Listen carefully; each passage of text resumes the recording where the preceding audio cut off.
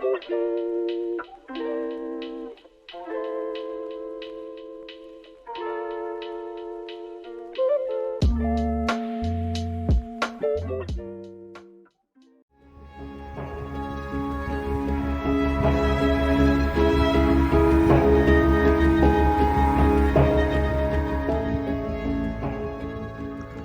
from the European Union, the Czech Republic. Medieval Inquisition returns to Europe as historical truth-tellers are put on trial.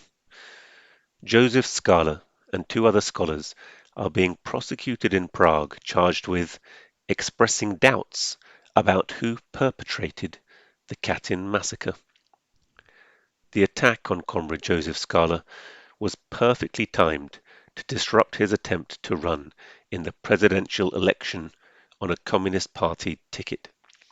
By Andrea Katyn, Tuesday 31st of January 2023. On 31st of October 2022, Thomas Hübner, single judge of the Prague 7 District Court, sentenced Josef Skála, a well-known Marxist intellectual and former vice president of the Communist Party of Bohemia and Moravia, KSCM, together with Vladimir Kapel and Juraj Vaclavic, to 8 months imprisonment under Article 405 of the Czech Republic's Criminal Code for having challenged the version of history that attributed the Katyn massacre, the killing of thousands of Polish prisoners of war, on the territory of the Union of Soviet Socialist Republics, occupied by the Wehrmacht in the summer of 1941, to the Soviet leadership. 2 years earlier, on the 2nd of July 2020, the three had participated in a public discussion forum organized at the request of listeners by Svobodny Radio on the Katyn massacre, which had become one of the main topics of the anti-Soviet and anti-communist crusade of the political and social forces that came to power in 1989, whose version of the facts blames the Soviets for the premeditation and execution of the crime. This version, based on the analysis of documents and evidence available up to 2020, is disputed by researchers and scholars from various countries who have attributed the Katyn massacre to the Nazi occupiers. In the July 2020 forum, Josef Skála emphasized that the aim of the discussion was to stimulate further debate without any dogmatic statements. Neither he nor the other speakers denied or questioned the massacre of Polish prisoners, nor did they endorse or justify it in any way. They simply entered into a debate which has lasted for over 3/4 of a century regarding who was responsible for the massacre. They were guilty of opposing the version of history that is now passed off as inviolable canon, arguing with reference to sources and documents, including those that emerged from the archives in the period after the collapse of the USSR.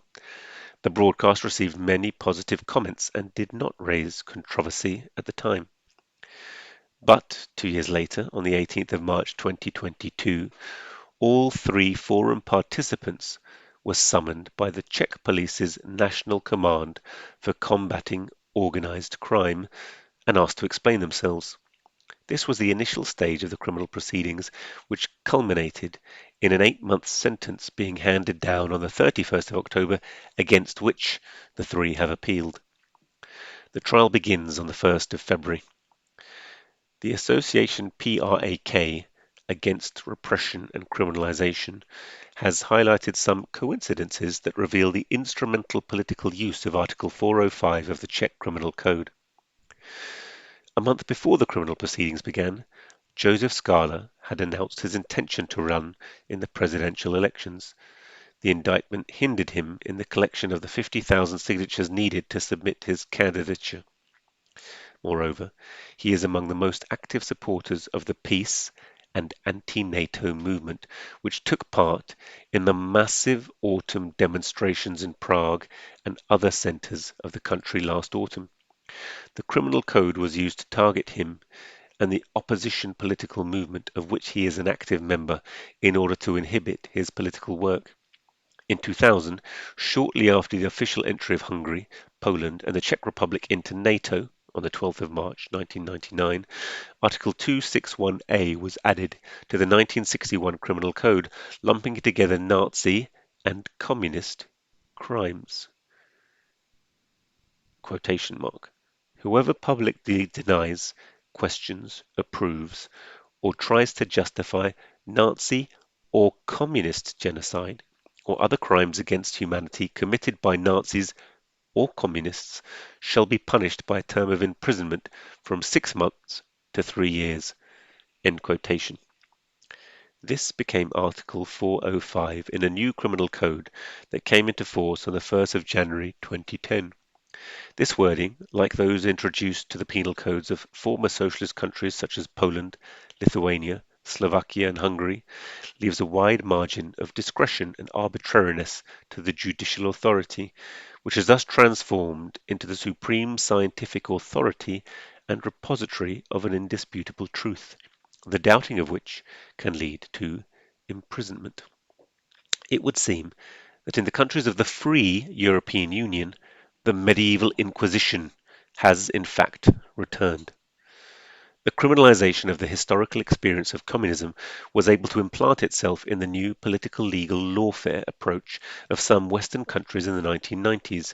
In France, 1990, Austria, 92, Germany, 1994, Belgium, 95, Luxembourg, 1997, which began to oppose Holocaust denialism via the legal system instead of in universities and in public debate. This was heavily criticized by many researchers and historians who pointed out the predictable perverse effects. Stefano Levi della Torre, for example, wrote that it is aberrant to punish by law crimes of opinion, also because this indirectly proposes that there is an official truth sanctioned by law. Falsehood by law presupposes a truth by law, and this is an idea familiar to inquisitions and totalitarianisms and hostile to democracy and scientific research. Striking down a malicious lie by law also opens a breach in the field of constitutional rights, and one does not know where it will end up. Aberrant and ill-intentioned opinions and theories must be fought on the terrain of cultural battles actively. This was taken from Punishing Denialism, written in Hakiela, October 2010. In more than 30 years, since 1989, through an uninterrupted and increasingly harsh media hammering by the anti-communist and anti-Russian nationalists of the former socialist countries of Eastern and Central Europe, and the extremist NATO ideologues, a new historical narrative regarding World War II has imposed itself within the European Union, overturning the previously existing accepted narrative which, despite all the harshness of the Cold War confrontation, recognized the great historical value of the Allied anti-Nazi coalition and the fundamental and indispensable contribution of the Soviet Union to the victory against Nazi fascism. The seal on this new narrative was the European Parliament's resolution of 19 September 2019 on the importance of European memory for the future of Europe, which officially removed any value from the international anti-Nazi fascist alliance in order to unite in a condemnation without appeal Nazi Germany and the Union of Soviet Socialist Republics, pointed at as co-responsible, with some heavier emphasis against the Russians for the outbreak of World War II and all the mourning that followed, and pointing to liberal democracies as the beacon and the destiny of the peoples of Europe. On this basis, the new Inquisition of the 21st century can thus operate, jailing anyone who raises even a well-founded doubt about the history that is written and sanctioned by the political forces in power.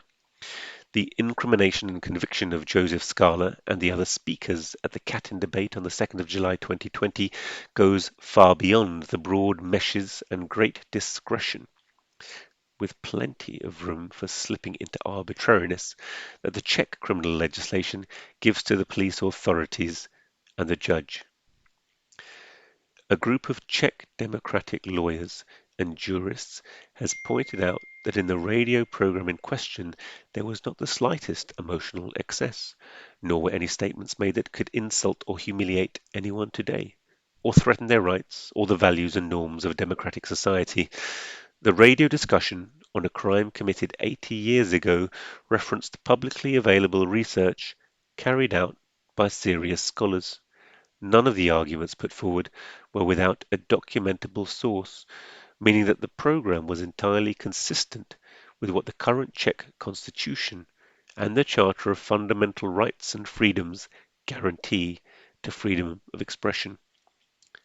The indictment and conviction of the three rapporteurs sets an alarming precedent. It is a further step towards an EU that is less and less tolerant of dissent, and increasingly at odds with those principles of freedom that its leaders so proudly proclaim at every turn. Solidarity with those on trial in Prague and the struggle for their full exoneration is in the front line of a more general battle in the EU for the defence of freedom of expression and political activity against repression. Postscript.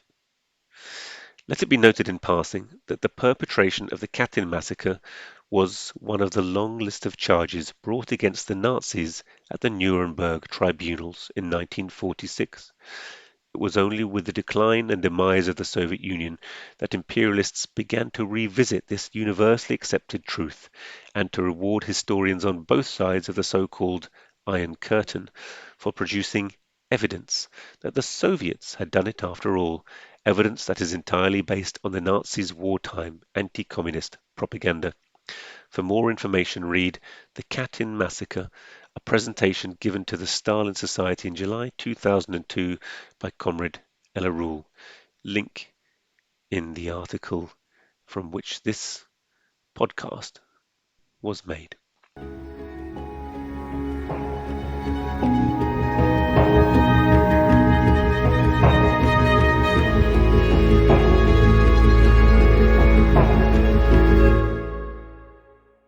Thanks for listening to Proletarian Radio.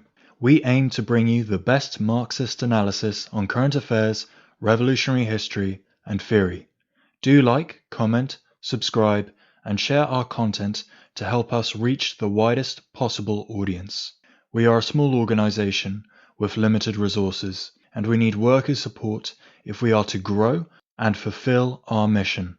If you are able to make a one-off or regular donation, no matter how small, please visit our website at thecommunists.org and register as a supporter.